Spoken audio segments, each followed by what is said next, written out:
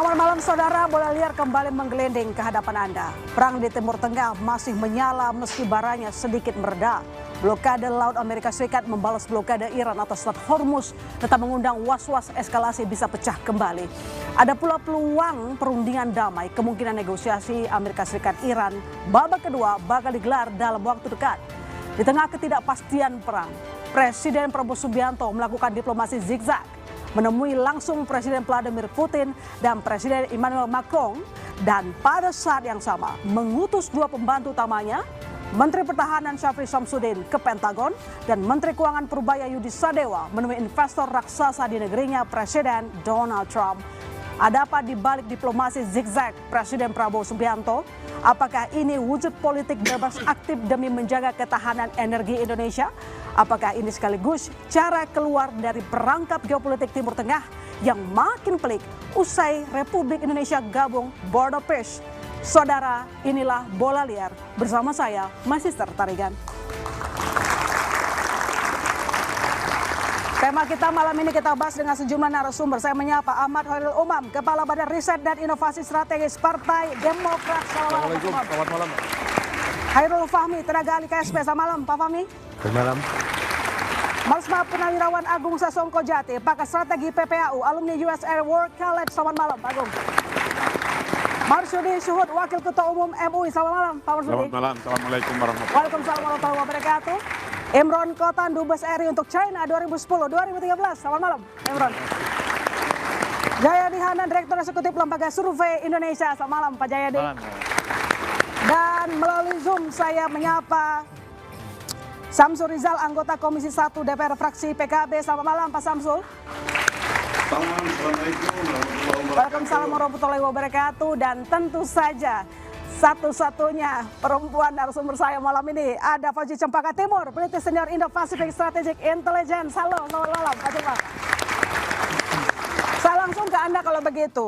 Mengapa Pak Presiden Prabowo Subianto melakukan diplomasi zigzag? Kenapa harus zigzag? Apakah ini merupakan strategi hedging yang efektif?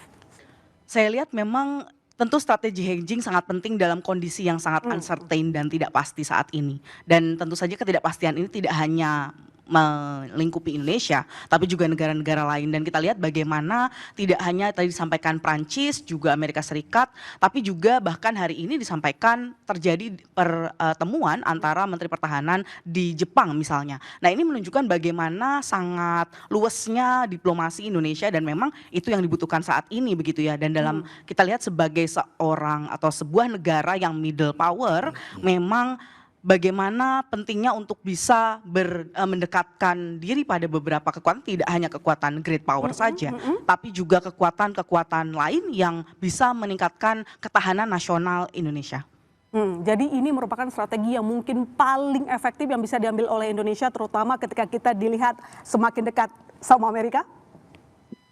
Tidak hanya sama Amerika ya, kita lihat hari yang sama itu kita lihat memang kalau kita lihat dari kekuatan nasional Mbak, ada 4. Diplomasi, information, militer, dan ekonomi. Kita lihat semua papan catur itu kita lakukan. Dari diplomasi, kita militeri pun dilakukan oleh Menhan, Pak Syafri, dan juga di ekonomi ada Menteri Keuangan. Dan kita lihat bagaimana ini semua dilakukan untuk tentu saja untuk mengamankan dalam konteks diversifikasi maupun bagaimana sumber kemampuan ini dapat meningkatkan ketahanan energi maupun ekonomi di dalam negeri. Oke, saya ke Pak Imron. Pak Imron, kita lihat Presiden Prabowo Subianto selama 11 bulan belakangan bertemu dengan Macron sebanyak 4 kali. Isu yang dibahas beragam, mulai dari alutsista, industri pertahanan, bahkan sampai energi. Apa sebenarnya tujuan dari Presiden Prabowo Subianto bertemu dengan Macron sebegitu intens, sebegitu sering dalam 11 bulan? Ya, saya mungkin memulai dengan pernyataan bahwa Indonesia itu kan memerlukan alutsista yang cukup canggih di dalam menghadapi dinamika, tidak hanya dinamika global tapi juga dinamika di kawasan kita. Nah, salah satu sumber dari alutsista kita itu adalah Perancis. Saya tidak melihat ada tujuan utama lain selain daripada alutsista, karena kita kan berencana akan, bahkan mungkin kontrak sudah ditandatangani untuk membeli pesawat tempur dari Perancis. Selain kebutuhan membeli alutsista tadi dilakukan di tengah perang ini, apa sebenarnya? Apakah ini merupakan Anda sependapat merupakan strategi hedging yang disebutkan oleh Mbak Cepaka tadi? Ya, sebenarnya rencana ini sudah terjadi sebelum gejolak terjadi di Timur Tengah ya. Kita harus hati-hati juga menggunakan kata hedging ya. Oke. Karena kalau hedging itu berarti kan kita memihak kepada sesuatu. Kepada sesuatu kekuatan. Nah ini juga bisa ditafsirkan dengan dalam tanda petik keliru oleh pihak yang tidak kita hedging. Ya, misalnya kalau kita terlalu dekat dalam tanda petik ya, saya tidak terlalu tahu seberapa dekat kita dengan Amerika Serikat sekarang. Itu akan diartikan lain oleh China. Sebagai duta besar, mantan duta besar, saya tahu. Karena apa? Karena Amerika Serikat itu secara bipartisan sudah menetapkan China itu sebagai strategic competitor, bukan strategic partnership, strategic competitor. Dan itu bipartisan dalam pengertian didukung oleh Partai Demokrat dan Partai Republik siapapun yang berkuasa. Nah, apabila itu terjadi, kalau kita dilihat terlalu dekat dengan Amerika Serikat, juga kita akan dilihat oleh China dengan pandangan yang ragu-ragu. Dan jangan lupa, China itu adalah investor ketiga terbesar di Indonesia. Yang pertama adalah Singapura, yang kedua adalah Hong Kong. Tapi tahu nggak Ilona, siapa yang di belakang investor dari Singapura dan Hong Kong? Ya orang Indonesia juga. Gitu. Karena apa? Karena mereka lebih merasa yakin apabila mereka meletakkan fundnya, resourcesnya ke Indonesia dengan jaminan PMA, penanaman modal asing, dibandingkan dengan PMDN, karena perubahan daripada peraturan perundangan yang selalu terjadi dengan cepat. Apalagi kita lihat Macron dan Trump ini kan mereka berseberangan. Apakah memang di perang Iran ini kan mereka sangat berseberangan, lalu kemudian apakah langkah Presiden Prabowo Subianto itu dia tadi supaya tidak terlihat terlalu berat ke kanan atau berat ke kiri, sehingga dia ya ke kanan kiri gitu? Ya, kembali lagi kan keluasan daripada politik luar negeri Indonesia. Ya, saya 40 tahun lebih nih bicara mengenai Polugri ya, sebagai pelaku. Keluasan dari kita itu adalah kita bisa dengan fleksibel, sesuai dengan, nah ini lupa, banyak orang yang lupa ini. Ini adalah doktrin yang harus kita pegang. Doktrin apa yang dinamakan Hatta Doktrin. Bagaimana kita, kapal Indonesia ini, bisa melalui dua karang yang berseberangan gitu. Nah, oleh karena itu kita Indonesia cannot be seen hedging too much to karang yang satu gitu. Ya. Itu strategi yang dari dulu Presiden nah, dulu ini juga saya pernah ingin kita lakukan ingatkan ya. kembali kepada junior saya yang sedang bertugas di Kementerian Luar Negeri agar kita tetap berpegang kepada doktrin Hatta, yaitu mendayung di antara dua karang. Oke, saya ke Pak Fahmi. Pak Fahmi, selain dengan Macron, Presiden Prabowo Subianto bertemu dengan Putin. Pembahasannya juga cukup banyak ya, ada seputar BRICS tentu saja, kemudian juga soal energi, minyak yang kita butuhkan gitu.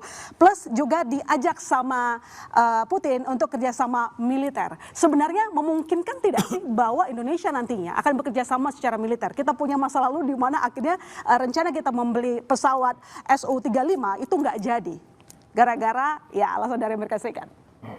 Ya, saya kira setiap kerjasama kan tentu akan dipertimbangkan ya. Ajakan kerjasama ini tentu kita akan sambut baik gitu kan ya, sebagai sesuatu yang positif kan gitu. Tapi pada dasarnya setiap kerjasama juga tentu akan selalu melalui kajian, pertimbangan. Ya. Jadi bukan setiap proposal yang masuk kemudian selalu berujung persetujuan gitu ya, tidak. Tapi semua melalui kajian dan pertimbangan. Tentu persoalan di masa lalu ya ada ancaman, bayang-bayang sanksi berbagai macam gitu ya. Itu tentu akan menjadi salah satu pertimbangan. Tapi di antara berbagai macam sanksi itu tentu ada celah-celah juga yang bisa kita gunakan untuk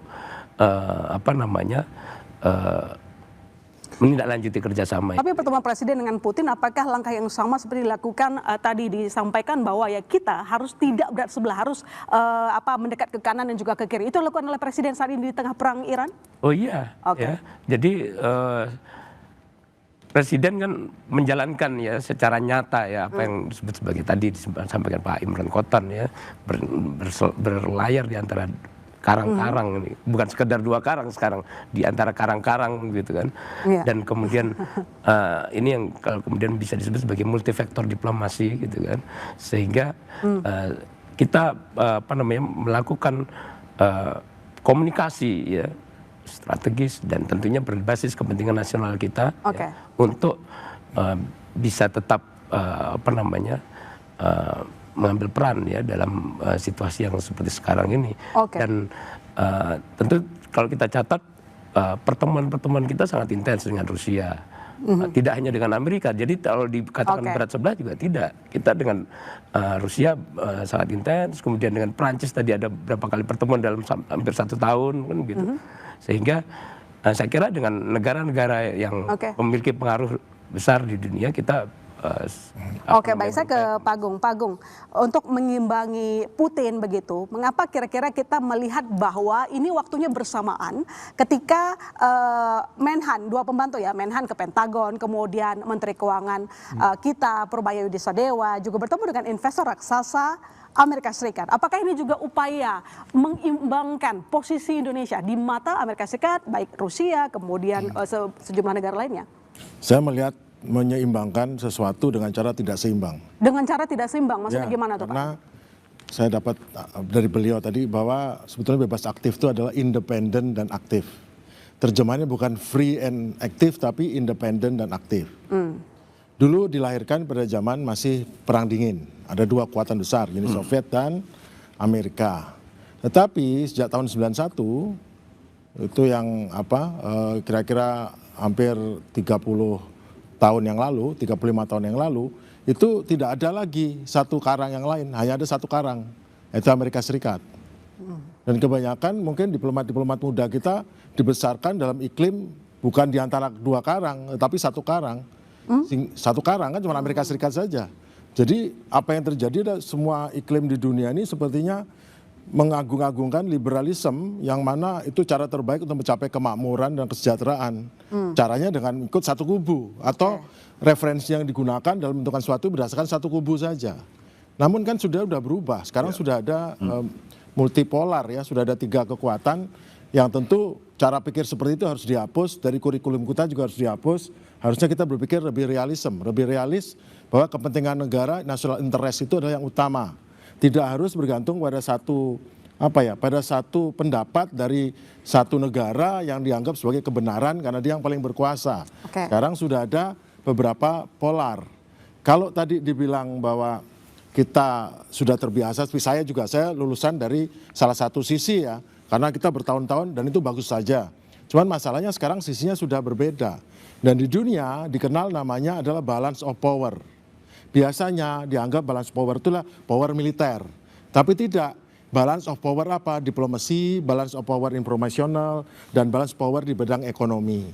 Jadi kalau kita berangkat ke sana bicara soal Amerika, membuat persetujuan dengan Amerika bidang ekonomi, membuat persetujuan di bidang pertahanan, maka di tempat yang lain ya sebaiknya persetujuan yang sama. Masalahnya persetujuan bidang ekonomi menegaskan kita harus ikut pada suatu kubu bila kubu itu memberi sanksi pada negara lain. Apakah bisa jalan kerjasama kita dengan bidang yang lain kalau ekonominya dinyatakan disanksi negara besar? Dan sekarang dunia sudah berubah.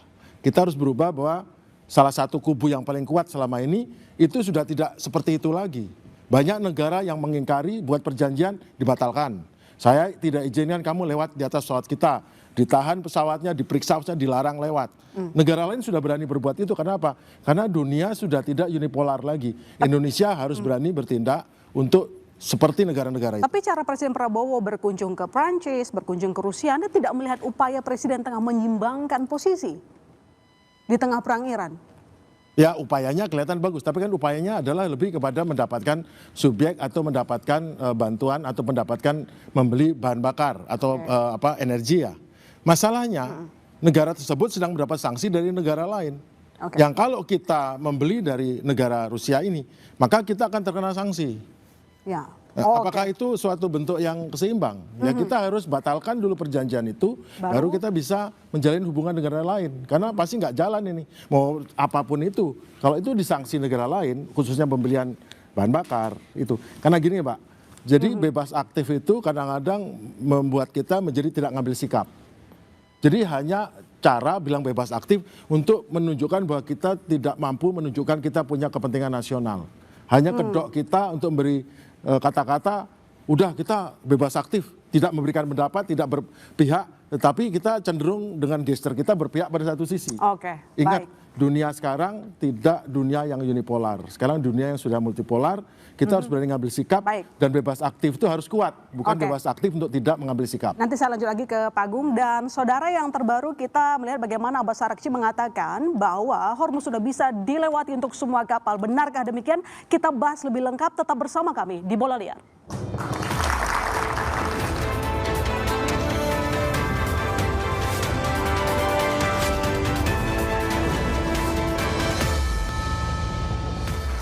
Ya, Anda kembali di Bola Liar dan saudara juga Mbak Cempaka. Ini kita lihat update terbaru dari Menteri Luar Negeri Iran, Abbas Araghchi, yang mengatakan bahwa Selat Hormuz terbuka untuk semua kapal komersial katanya. Apakah ini merupakan tanda bahwa deeskalasi semakin dekat? Betul Mbak Ilona, kan mungkin kita lihat juga bagaimana kemarin dan hari ini Asim Munir dari Pakistan masih juga berada di Iran. Nah menurut saya ini juga salah satu bagaimana keberhasilan Pakistan sebenarnya mungkin menjadi interlokutor, mediator dalam melakukan tidak hanya back channel diplomasi tapi juga subtle diplomasi. Karena kita tahu beberapa waktu yang lalu Iran juga sudah mengunjungi ke Pakistan dan rencananya Asim Munir juga akan segera berkunjung ke Amerika Serikat. Nah ini kita melihat bagaimana sebenarnya ini sudah menunjukkan sinyal-sinyal yang positif dalam konteks deeskalasi begitu ya. Nah, tentu kita harapkan bahwa ini tidak akan hanya bertahan sampai tanggal 22 April karena kalau kita lihat angkanya adalah remaining period of ceasefire yang artinya hanya tinggal sampai 22 April. Kita berharap ini tetap terus dibuka untuk tentu saja untuk kapal komersial dan rute lainnya. Oke, sekarang kita membahas soal saling balas blokade. Sebenarnya kalau kita lihat secara petanya, di mana kira-kira nanti posisi dari pasukan Amerika Serikat jika memang mereka benar-benar melakukan blokade seperti yang disampaikan. Ada 3 kapal bukan? Ya, jadi memang Amerika sudah melakukan, Mbak Ilona, sudah melakukan blokade tersebut. Beberapa di antaranya diposisikan berada di sekitar sini Mbak, karena memang tentu saja ada ancaman terkait dengan penutupan Bab el Mandeb yang berada di sekitar sini. Juga kita lihat bagaimana yang diletakkan oleh Amerika Serikat, kapal-kapal terutama kapal yang kapal induk dan kapal lainnya itu berada di sekitar di sini Mbak. Kenapa dia menaruh di sekitar timur Oman, di sekitar timur Gulf of Oman ini Mbak? Karena memang tentu saja kita tahu sekitar 200 km laporannya Mbak, 200 km dari sini. Karena jarak tersebut itu masih di dalam jarak 200 km itu masih mungkin sekali diraih oleh misil ataupun bahkan drone kamikaze milik Iran sehingga tentu saja jarak aman berada di sini. Kita juga lihat bagaimana beberapa hari lalu ketika pertama kali dilakukan ceasefire, gencatan senjata, bahkan ada kapal destroyer atau penghancur yang ditempatkan oleh Amerika Serikat untuk dalam tanda kutip teasing Iran gitu ya, yang tadi kita lihat di video pertama. Nah ini di sini. Tapi tentu saja harapan saya sebenarnya adalah bagaimana 2 kapal Indonesia yang saat ini berada di sebelah sini Mbak. Jadi di sini saat ini berada di ini yang Gamsunoro dan Pride. Pride dan Gamsunoro ya? Ya, Pride. Yang Pride itu berada di sini, ini dapat tentu saja menikmati apa yang disampaikan oleh Araghchi barusan, yaitu akan segera dilepaskan. Nah, tentu saja kita berharap 2 kapal yang berada di sini dan di sini juga dapat merasakan hal tersebut, Mbak. Iya, Pak Agung, kira-kira bagaimana menurut Anda arah blokadenya seperti apa nantinya? Oke. Terima kasih Ibu Cempaka.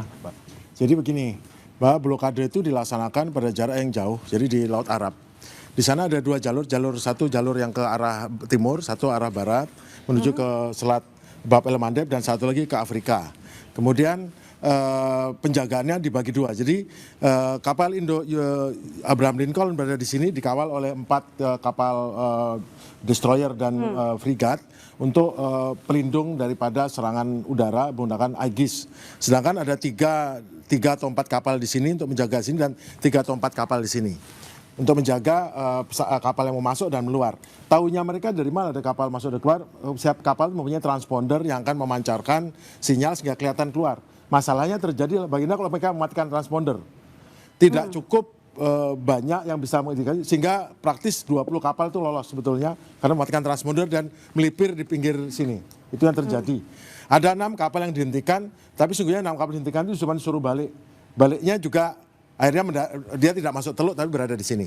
Nah sekarang apa yang terjadi dengan dibuka oleh tadi ya dari Arabci dari Menteri Luar Negeri itu justru akan menimbulkan kebingungan karena Amerika sendiri sampai saat ini resminya belum membuka blokade. Yang terjadi nanti adalah puluhan atau ratusan kapal keluar terus mau diapain sama Amerika. Di dalamnya ada kapal yang dari portnya Oman, ada portnya Iran, ada portnya Uni Emirat, Abu Dhabi, dari Saudi akan keluar justru ada menunjukkan dan di dalam disebutkan di dalam tweetnya tadi bahwa keluar melalui rute yang ditentukan oleh Port of Iran dengan rute tentukan. Nah rute tentukan adalah rute yang memang melewati khusus karena ancamannya sudah diberi ranjau. Ranjau-ranjau pintar yang ranjau-ranjau ini sudah memiliki data kinetik daripada kapal-kapal perang Amerika.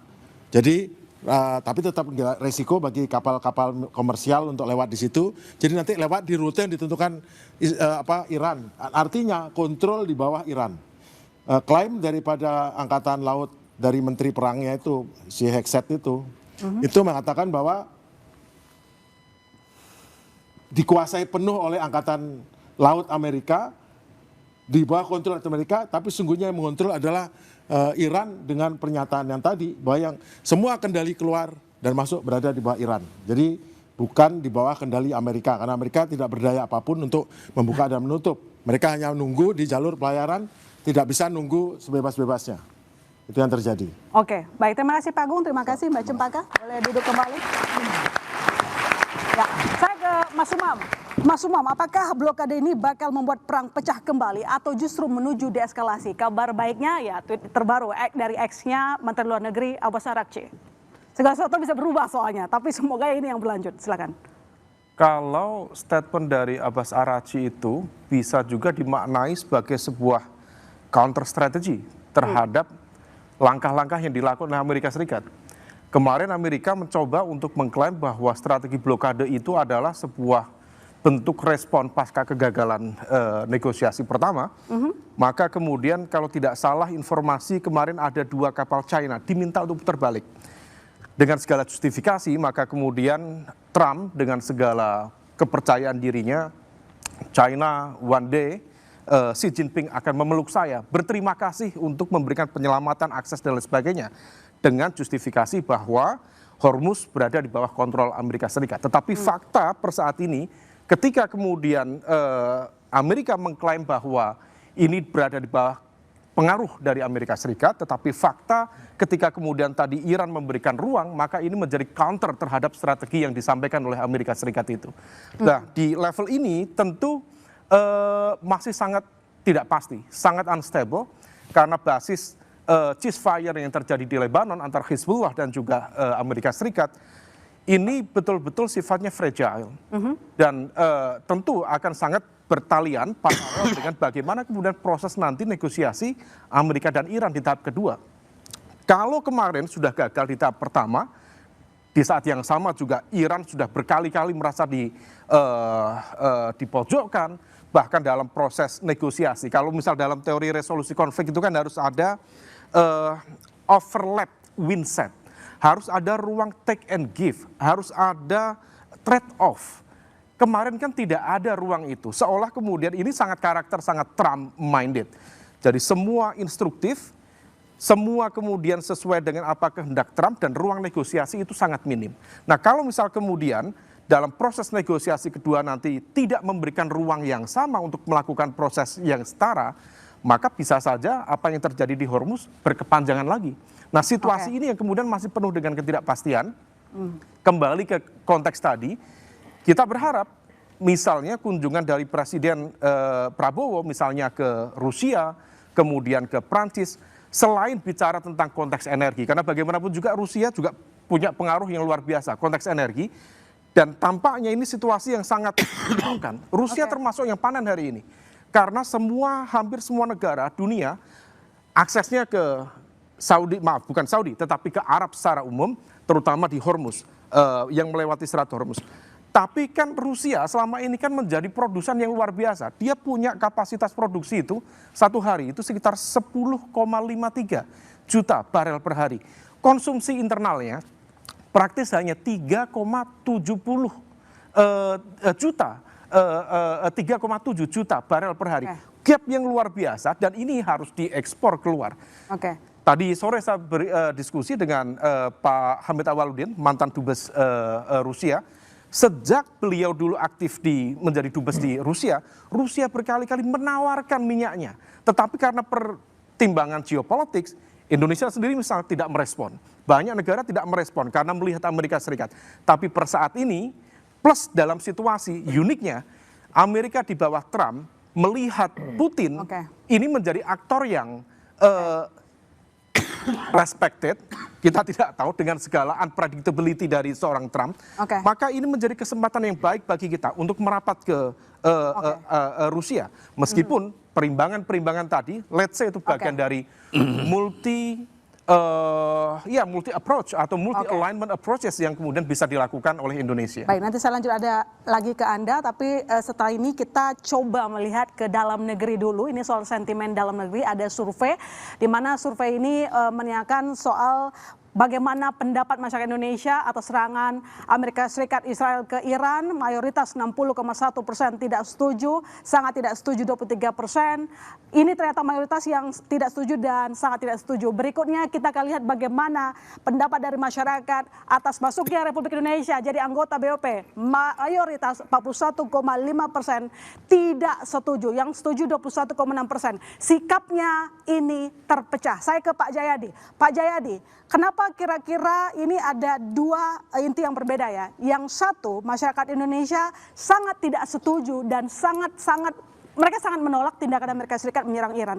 Tapi satu sisi, masyarakat Indonesia lebih banyak tidak setuju ketika Indonesia menjadi bagian dari Board of Peace. Ya, pertama soal masyarakat Indonesia yang hampir semua ya 80%, 83% lebih itu menyatakan tidak setuju dengan serangan Amerika dan Israel terhadap Iran itu sebenarnya sama dengan berbagai pendapat dari seluruh belahan dunia kecuali Israel. Jadi bahkan di Amerika Serikat sendiri itu sekitar 61% rakyat nggak setuju dengan serangan itu. Jadi kalau kita bicara legitimasi atas sebuah kebijakan luar negeri, maka kebijakan luar negeri Israel itu ditentang oleh tidak punya legitimasi di seluruh dunia, termasuk di Amerika Serikat sendiri. Hanya di Israel itu hampir 90% rakyatnya setuju dengan serangan Israel itu ke Iran. Jadi itu menunjukkan sekali lagi bahwa rakyat di seluruh dunia tidak setuju dengan ini, dan itu satu. Yang kedua, perang ini kan memang terjadi di Timur Tengah. Tapi kok seluruh dunia merespon? Itu menunjukkan bahwa memang perang ini dampaknya itu berskala global. Bukan hanya dampak psikologis, orang jadi cemas, takut segala macam, tapi dampaknya kan langsung ke ekonomi, kehidupan sehari-hari masyarakat. Ya, perang di Timur Tengah ini bisa berdampak ke tukang gorengan tuh, ya kan? Kalau akibat perang, pasukan BBM terhambat, pemerintah menurunkan subsidi misalnya atau mengurangi subsidi, harga bahan sembako menjadi naik, tukang gorengan kena. Jadi bayangkan ya, pengaruhnya itu sangat real gitu. Karena itu masyarakat dunia melihatnya. Nah, BOP itu sebetulnya kan sebuah kebijakan yang diambil oleh pemerintah Indonesia untuk menjadi anggota itu sebelum perang ini terjadi kan, sebelum serangan ini terjadi.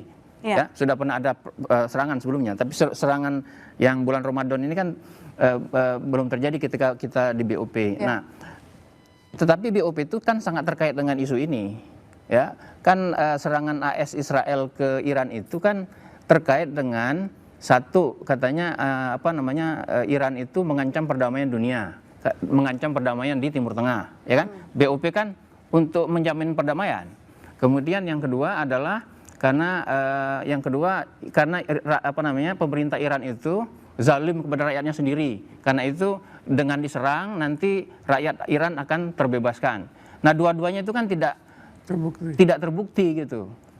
BOP yang dipimpin oleh Trump, ada Israel di dalamnya itu, dan Indonesia menjadi anggota, itu ternyata baru aja BOP-nya dibentuk, perangnya malah lebih parah gitu kan. Jadi itu saya kira yang menyebabkan masyarakat Indonesia dan mungkin di beberapa negara yang lain melihat bahwa keanggotaan di BOP itu tidak, sebagian besar masyarakatnya, mayoritas ya, 50% lebih itu menyatakan tidak setuju.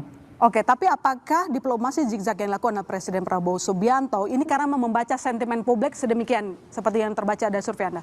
Saya bukan ahli hubungan internasional, tapi saya belajar sedikit. Tetapi yang para ahli HI ajarkan kepada kita adalah bahwa politik internasional, kebijakan luar negeri itu selalu adalah resultante, gabungan antara masalah internasional dengan masalah domestik. Apalagi di negara demokrasi seperti kita, ya. Walaupun situasi demokrasi kita dianggap banyak menurun, tetapi kan kita masih negara demokrasi. Karena itu suara publik penting untuk melegitimasi sebuah kebijakan sepenting seperti BOP atau seperti kebijakan yang terkait dengan perang di Iran ini. Sejauh ini memang kita lihat, nggak tahu ya para teman-teman yang ahli HI di sini, memang apa sih kebijakan resmi Indonesia terhadap serangan Amerika Serikat dan Israel itu terhadap Iran itu sikapnya apa sebenarnya secara resminya? Kayaknya belum begitu jelas terdengar, benar nggak gitu Pak? Nah itu menimbulkan sentimen di publik. Ini sebenarnya padahal kita tahu kan sentimen di publik kan sangat negatif terhadap serangan itu. Jadi kalau kita mau sederhanakan, rakyat Indonesia itu berdasarkan survei ini pengennya pemerintah itu tegas tuh, misalnya mengutuk serangan terhadap Iran gitu, dan seterusnya. Seperti kata Pak Agung tadi. Tapi kan sampai sekarang kan tidak jelas. Nah, untuk mengakomodasi sentimen publik itu saya kira pemerintah dalam hal ini Presiden Prabowo itu menunjukkan sinyal-sinyal kepada publik bahwa dia ke Perancis, ke Rusia, lalu pada saat yang sama juga ke China dan sebagainya. Baik, saya ke Pak Samsu. Apakah Anda juga melihat memang ada korelasi dengan sentimen publik domestik Indonesia dengan kebijakan Pak Prabowo diplomasi zigzag? Betul. Selamat malam semua. Assalamualaikum. Jadi sentimen politik domestik Indonesia itu menjadi hal yang sangat dipertimbangkan oleh pemerintah Indonesia. Kenapa? Karena memang secara global sentimen publik itu telah mampu merubah kebijakan strategis nasional beberapa negara. Di antaranya Prancis sendiri, Spanyol, Amerika sendiri bahkan. Australia juga termasuk Inggris juga itu mereka memberikan perlakuan atau sikap yang lebih lunak kepada Palestina kemarin itu karena dukungan domestik politik dan itu luar biasa pengaruhnya.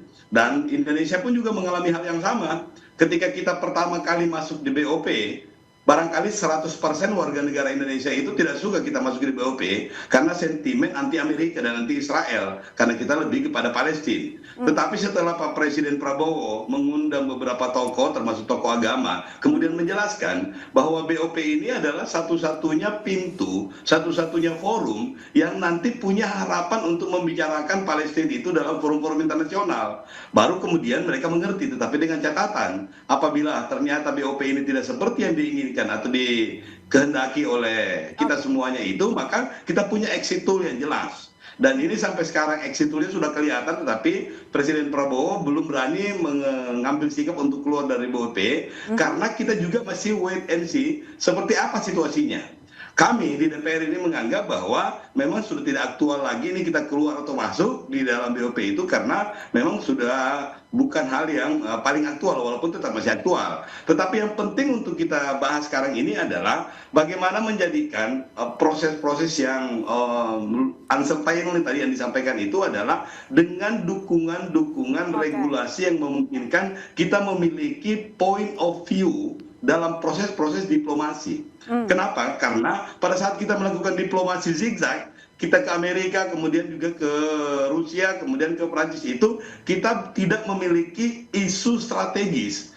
Kalau kita melihat apa yang menjadi aktual saat ini adalah bagaimana bangsa Iran itu mampu menggunakan ya weaponisasi supply chain tadi itu menjadi sebuah hal yang sangat aktual, dan kita juga memiliki momentum untuk menjadikan misalnya Selat Malaka atau COP ini menjadi sebuah hal yang bisa mengupgrade bargaining positionnya kita. Karena selama ini Indonesia tidak memiliki trademark khusus.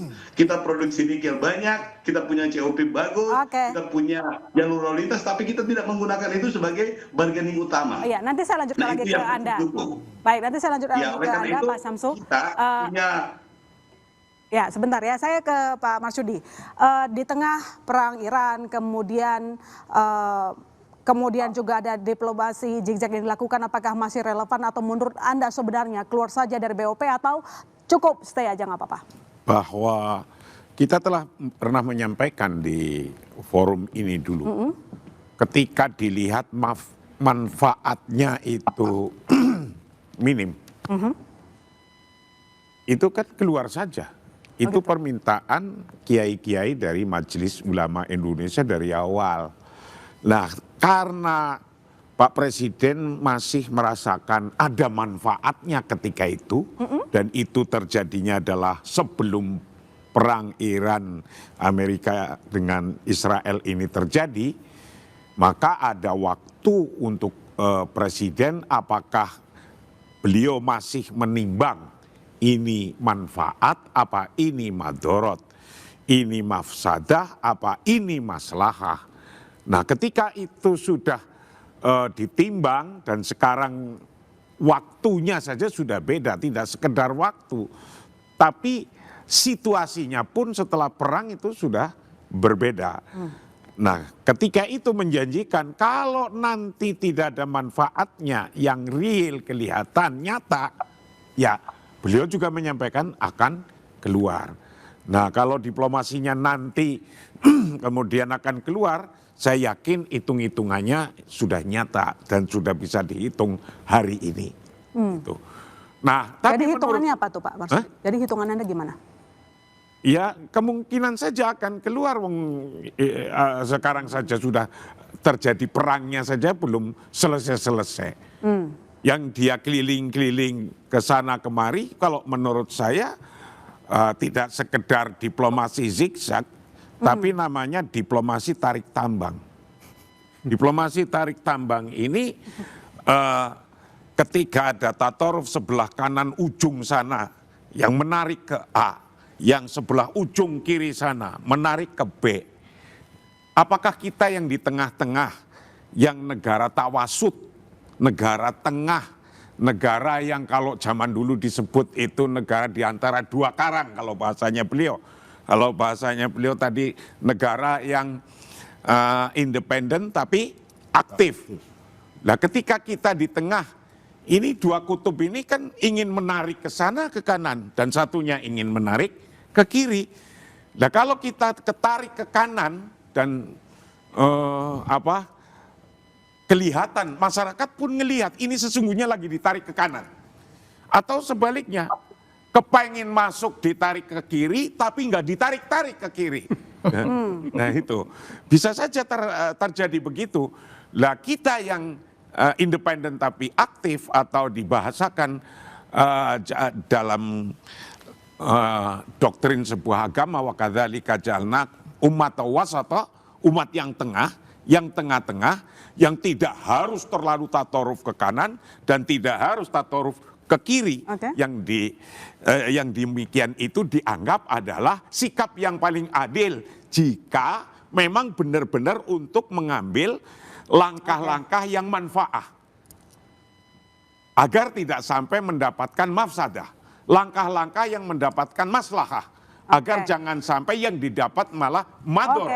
Nah, usaha inilah usaha yang kemungkinan keinginannya lagi diusahakan oleh Presiden Prabowo. Demikian, walaupun kadang publik melihatnya enggak, oh ini ketarik ke kanan, kenemenan kanannya gitu, atau oh ini ditarik ke kiri yang tarikannya. Lah, memang untungnya ada publik yang alhamdulillah di Indonesia untuk bisa saling tawasau bil haq. Baik, nanti kita lanjutkan lagi Pak. Yang jelas ada pertanyaan adalah bagaimana Indonesia bisa keluar dari perangkap geopolitik yang rumit di Timur Tengah. Apalagi Indonesia sudah terlanjur bergabung di BOP. Apakah yang namanya diplomasi zigzag cukup? Kami segera kembali saudara, tetap di Bola Liar.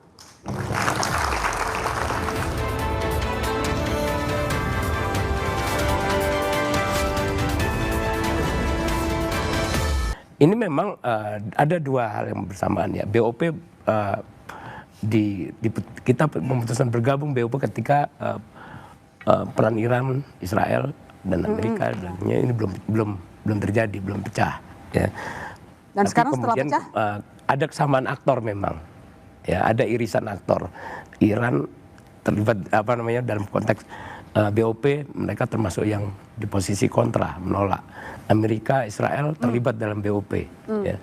Tapi ini kan sebenarnya dua case yang berbeda walaupun ada irisan aktor yang sama. Sehingga tentu kalau dalam konteks ini kita melihat bahwa apa yang disampaikan tadi bahwa ada desakan untuk sebagian besar publik 50% lebih menolak BOP, sebenarnya itu kalau bagi kita melihat bahwa itu bentuk masih adanya ketertinggalan persepsi publik ya terkait dengan situasi dan dinamika terakhir di Timur Tengah ya, di mana pemerintah sudah menegaskan bahwa pembicaraan soal BOP on hold. Menggantung gitu ya. Saya ke Pak Imron kalau gitu. Menurut Pak Imron, apakah posisi kita di BOP ini justru memperumit posisi Indonesia dalam bersikap politik bebas aktif pun dalam perang Iran ini? Ya, mungkin kita harus mulai dengan mendekati ini dari perspektif teoritik ya. Dari perspektif teoritik ini memang BOP ini agak unik. Dia tidak bisa dikatakan sebagai intergovernmental organization. Karena apa? Karena kepalanya itu pribadi, yang namanya Presiden Trump atau Donald Trump ya. Kemudian membawahi di board itu adalah anggotanya itu adalah kepala-kepala negara. Jadi seorang swasta membawahi kepala-kepala negara. Nah di bawah board ini ada yang namanya executive board, yang itu memberikan pengarahan terhadap apa yang harus dikerjakan ketika BOP ini beroperasi. Kemudian di bawahnya ada namanya National Committee on Gaza Administration. Ini biasanya direncanakan akan diisi oleh para teknokrat ya untuk pembangunan kembali. Nah ini agak unik ya. Karena apa? Karena pertama organisasi ini bukan perpanjangan tangan dari PBB. Nah kalau kita mengirim pasukan 8.000 ya, bahkan mungkin bisa berkembang sampai kepada 20.000. Ini statusnya sebagai apa? Mandatnya apa? Mantelnya apa? Karena pasukan yang kita kirim sebagai pasukan perdamaian, peacekeeping operation di beberapa kawasan itu kan ada mantelnya. Mantelnya itu adalah mandat dari PBB. Itu aja dikorbankan. Gitu. Apalagi ini yang tidak ada mandat atau mantel atau perlindungan dari baju dari PBB. Nah ini kita juga harus pertimbangkan. Apakah kita we are ready to sacrifice our best sons and daughters. Jadi kalau simpulannya menurut Anda kita keluar saja atau gimana? Tergantung dari mana perspektif kita gitu.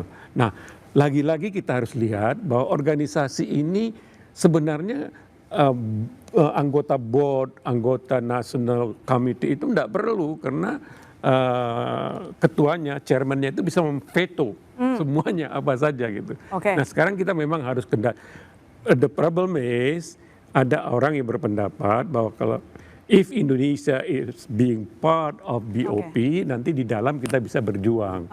Ya, tapi kenyataannya memang BOP itu tidak menyebut ada two state solutions. Nah, ini juga menjadi dilema.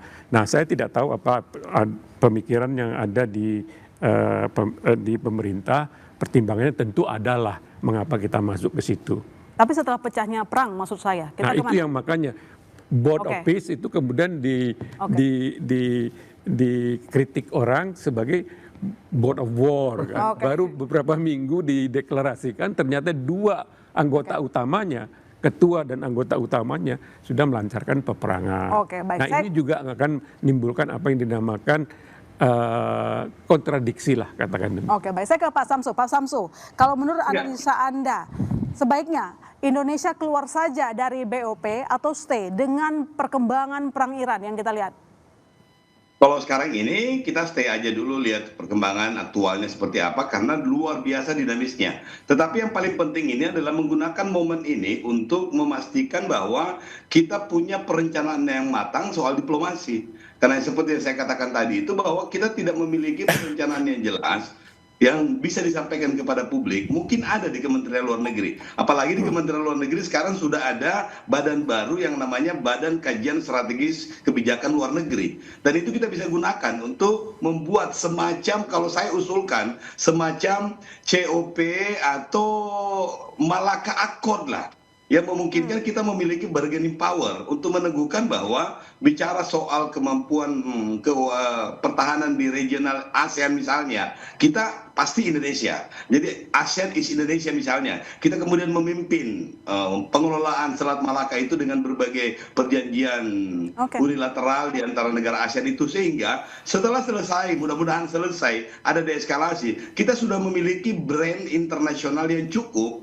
untuk menjadi benar-benar sebagai pemimpin di Global South. Nah, seperti sekarang ini kita belum.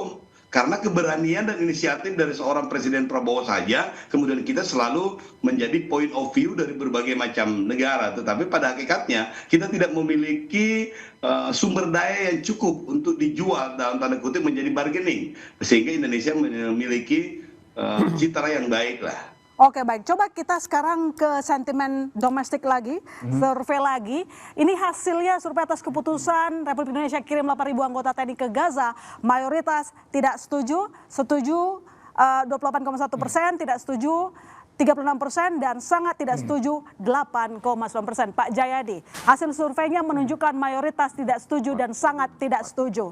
Tidak mayoritas sih, itu yang tidak setuju itu ada tidak sampai 50%, tapi memang lebih banyak, kebanyakan ya. Yang setuju itu ada sekitar 33%-an. Artinya masyarakat kita itu secara umum tidak setuju dengan pengiriman 8.000 anggota TNI ke Gaza itu, tapi pada saat yang sama ada sebagian yang merasa ada gunanya gitu. Iya, berarti mereka terbelah karena apa kira-kira? Terbelah, ya ini mungkin kejelasan. Ini seperti yang ditanyakan oleh Pak Imron Khotan tadi, Pak Dubes tadi. Ini kalau 8.000 dikirim ke sana atas nama siapa gitu. Jaminan keamanannya sama siapa dan sebagainya. Jadi ada keterbelahan di masyarakat kita. Di satu sisi kalau Indonesia itu mau mendamaikan kasus di Timur Tengah, orang Indonesia itu kan salah satu isu yang yang di dear heart-nya orang Indonesia kan itu, isu perdamaian di Gaza itu. Jadi orang Indonesia itu mau membantu penyelesaian di sana. Bahkan kalau misalnya harus mengirim tentara. Tetapi ini kan mereka jadi ragu-ragu, dikirim ke sana itu jaminan keselamatannya bagaimana. Yang kedua, apakah itu benar-benar akan membantu menyelesaikan perdamaian di Gaza. Apalagi kalau dikaitkan dengan, ini kan survei ini dilakukan setelah Amerika Israel menyerang Iran kan. Gitu. Amerika dan Israel itu kan dianggap bagian dari persoalan di sana oleh masyarakat Indonesia secara umum kan.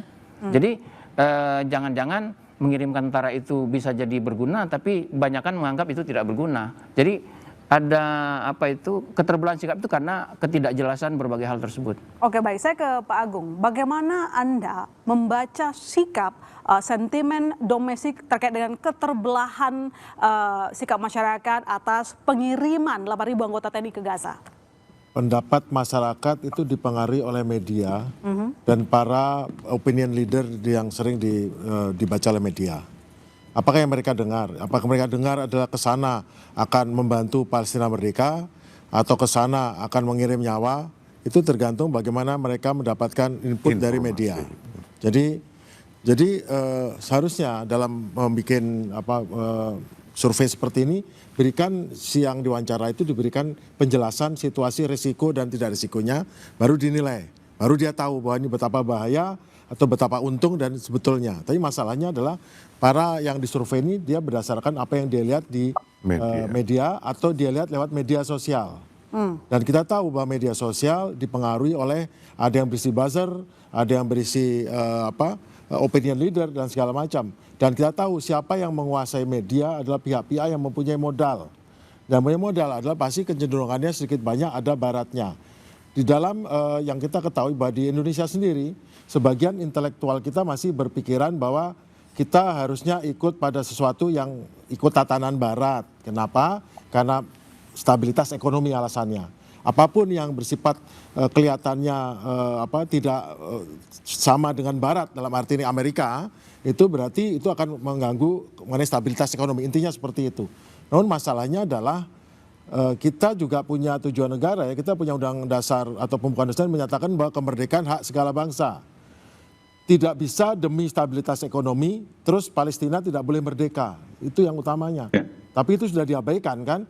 Yang penting stabilitas ekonomi. Akhirnya kepentingan ekonomi lebih dipentingkan daripada tujuan kenapa Indonesia merdeka yang terdapat dalam pembukaan Undang-Undang Dasar. Bahwa kemerdekaan adalah hak segala bangsa.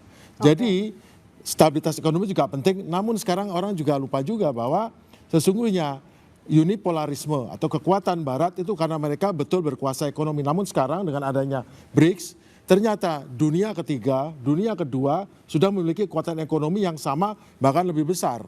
Artinya kita tidak usah ragu-ragu, bahkan juga yang disebut dengan barat itu pun terpecah dan dengan adanya Donald Trump itu membuat malah sebagian masyarakat barat, NATO, Uni Eropa sudah berbalik badan. Sudah tidak lagi, bahkan Timur Tengah pun sudah tidak mau mengizinkan pesawat Amerika lewat, segala macam. Artinya kita juga harus bangun. Ini dunia baru yang disebut dengan hegemon adidaya itu sudah tidak satu lagi. Sudah ada yang lainnya. Kita harus cepat merestrukturasi bagaimana kita memandang apa yang harus boleh dan tidak boleh demi kepentingan nasional kita. Agar apa? Agar kita bisa melangkah dengan benar, tidak masih ikut aturan lama. Demikian. Oke, baik, saya ke Mbak Cempaka. Bagaimana Indonesia mendayung di antara dua raksasa, ada China dan juga Amerika Serikat, untuk mengamankan kepentingan nasional? Nanti dijawab, boleh lihat sekali kembali saudara.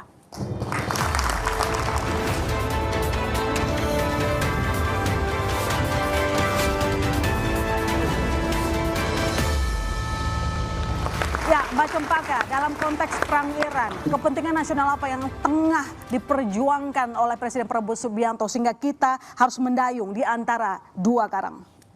Tentu saya menyampaikan juga apa yang telah disampaikan oleh Mas Umam tadi, bahwa tidak hanya mendayung di antara dua karang, tapi juga bahkan kita harus bisa berselancar di antara karang-karang ini. Dan tentu saja sebagai sebuah negara yang middle power atau kekuatan menengah yang tidak terlalu memiliki kekuatan koersif yang cukup besar seperti great power, tentu sebuah kepastian dalam memilih begitu ya, hedging maupun memilih satu polar itu akan merugikan bagi negara middle power begitu, bagi negara menengah. Nah, tentu tapi harus menjadi koreksi. Dalam konteks ini adalah ketika kita bicara bebas aktif, tentu interpretasi bebas aktif yang dimiliki di zaman Bung Hatta seperti yang disampaikan oleh Pak Dubes, itu tentu harus direinterpretasi dalam kondisi saat ini. Ketika dulu ada statement bahwa kita tidak memilih antara Moskow dan Washington, saat ini kita mungkin harus memilih dengan keduanya begitu.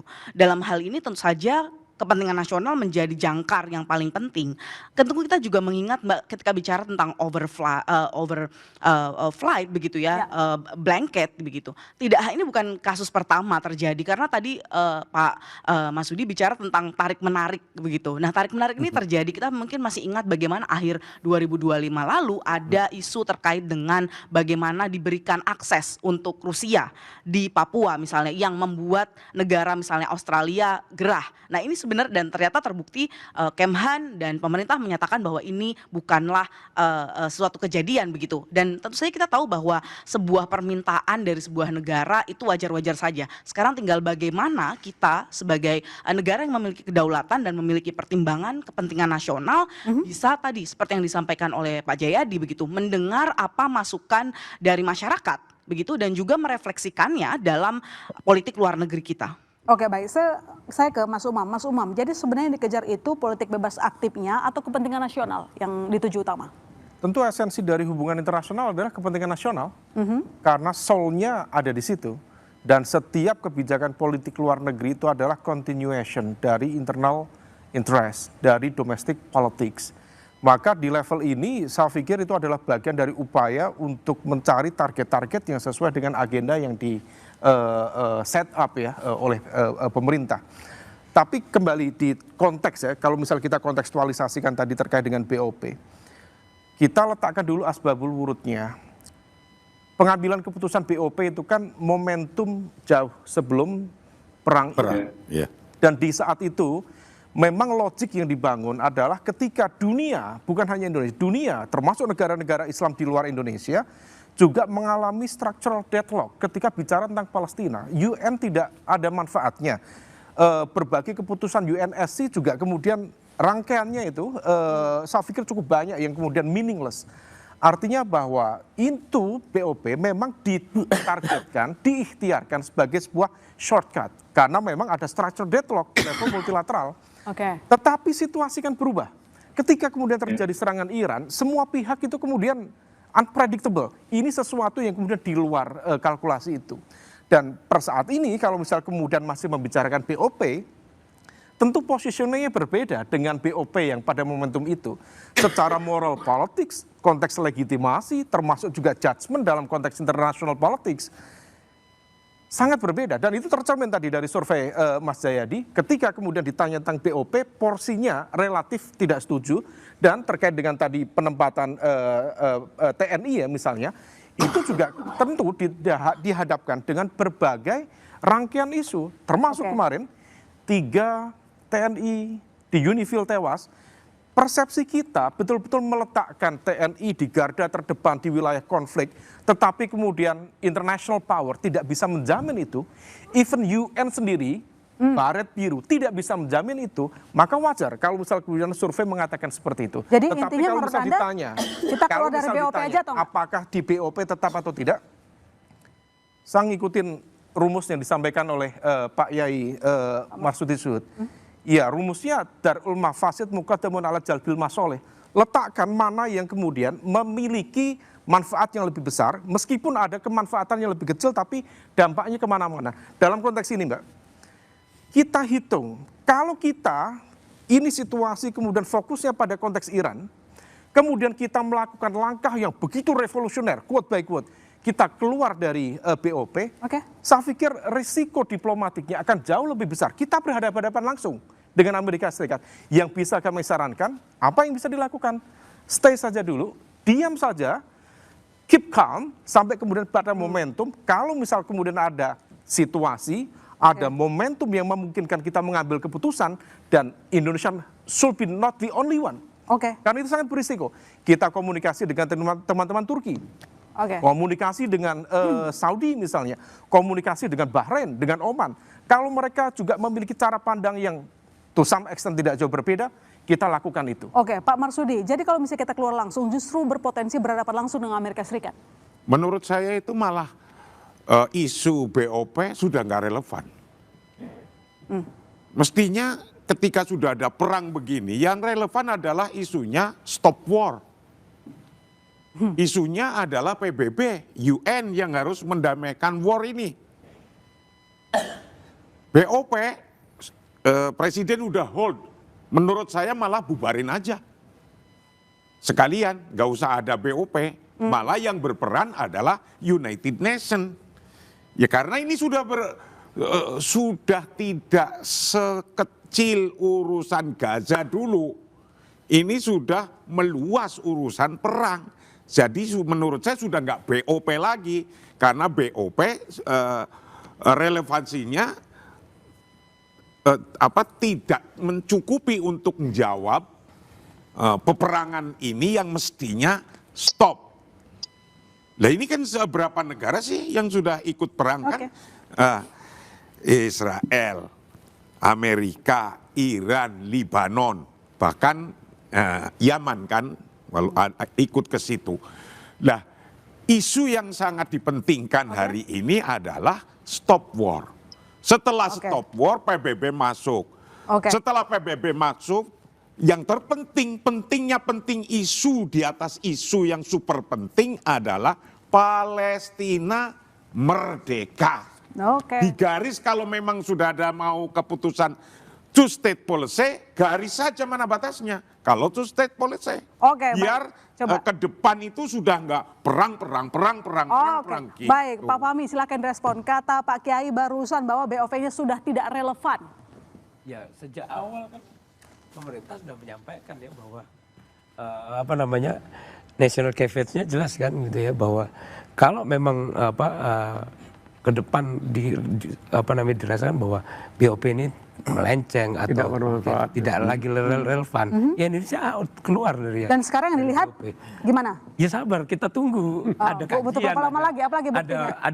Ada hal yang tentu masih harus menjadi pertimbangan. Dan tadi kan kita juga sudah bahas itu dan kita sepakat bahwa ya wait and see juga perlu saat ini ya, karena memang ya perangnya juga masih berlangsung, ya hal-hal yang perlu dilihat juga masih Karena banyak. Karena pemerintah khawatir berhadapan langsung dengan Amerika begitu, Pak Fahmi? Tidak juga. Dengan sentimen publik gimana kira-kira sekarang?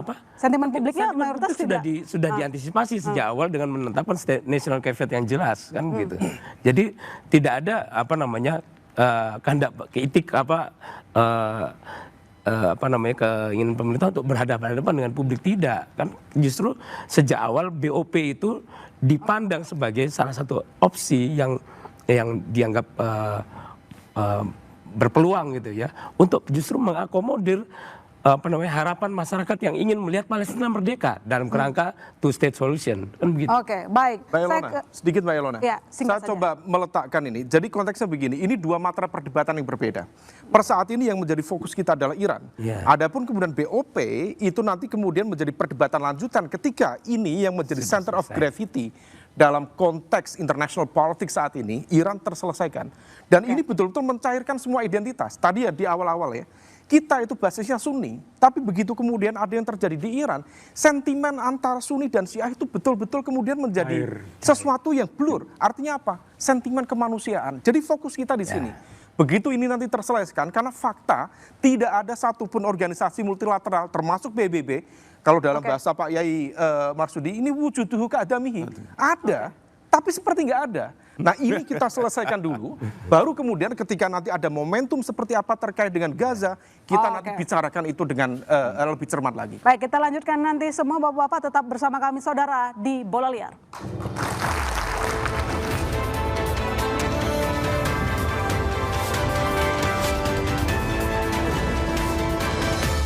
Bola Liar, saya ke Pak Syamsu singkat saja. Tadi menurut Pak Kiai bahwa BOP ini sudah tidak relevan katanya. Jadi menurut Anda gimana? Out saja nggak? Bukan tidak relevan, ini belum aktual lagi. Jadi kita mesti menetapkan pada proporsinya. Yang paling penting sekarang ini adalah bagaimana kita merumuskan strategi nasional untuk menghindari kejadian yang kita tidak inginkan, sekaligus juga mengantisipasi persoalan-persoalan aktual yang mungkin akan menjadi ikutannya. Oleh karena itu saya bilang tadi, yang paling penting sekarang pertama, secara internal negara ini mesti memiliki komunikasi publik yang mantap, seperti yang disampaikan atau diperlihatkan oleh Kementerian Pertahanan kemarin. Begitu ada isu soal permintaan menggunakan udara, dijelaskan dengan sangat gamblang. Itu langsung memberikan rasa keinginan tahu orang terpenuhi, dan itu memberikan dampak yang luar biasa. Yang kedua adalah bagaimana strategi luar negerinya kita itu disusun berdasarkan basic resources-nya kita. Saya sebutkan tadi mulai dari minyak sawit sampai dengan Malaka, mungkin akan kita bikin akor dengan mengkonsolidasikan kekuatan regionalnya kita yang memang kita sudah jadi leader di situ. Tinggal kita menguatkan untuk menjadi salah satu point of view dalam strategi diplomasi internasionalnya kita. Oke, kalau menurut Pak Imron bagaimana? Perlu kita masih stay menggantung posisinya kalau dari Pak Fahmi, tapi kalau menurut Anda pandangan Anda gimana? Saya melihat kembali lagi ya, saya tidak mengetahui apa yang ada di pikiran pemerintah.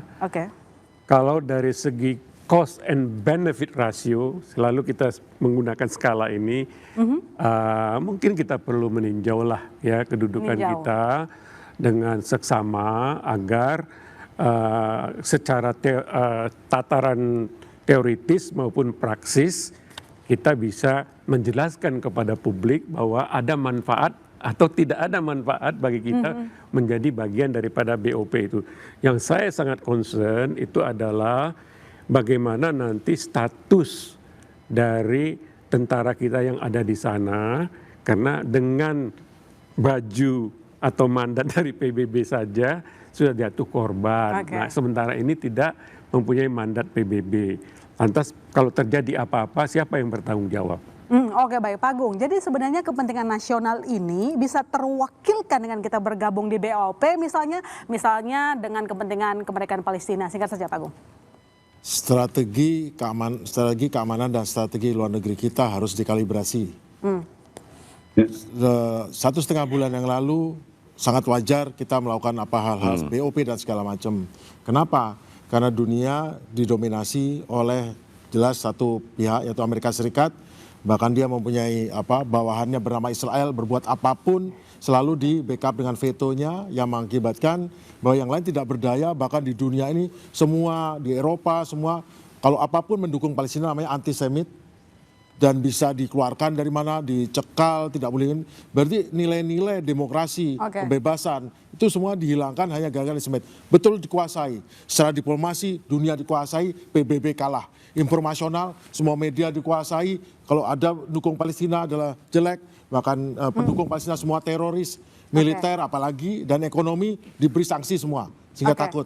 Tapi setelah sekarang yang terjadi, diplomasinya Amerika rontok, Israel ternyata tidak kebal, secara informasional semua juga tahu bahwa semua berani untuk ngelawan, secara militer dia babak belur juga, dan ekonomi sekarang malah lever Amerika dipegang di Iran.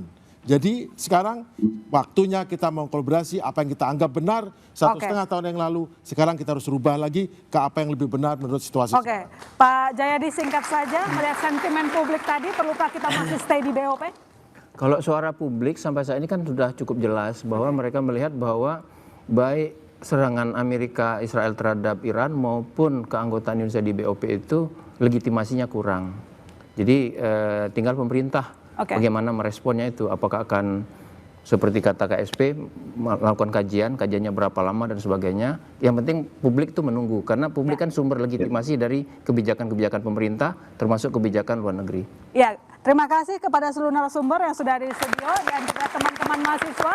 Dengan demikian saudara, saya masih tertarikan pamit sampai jumpa minggu depan di Bola Liar.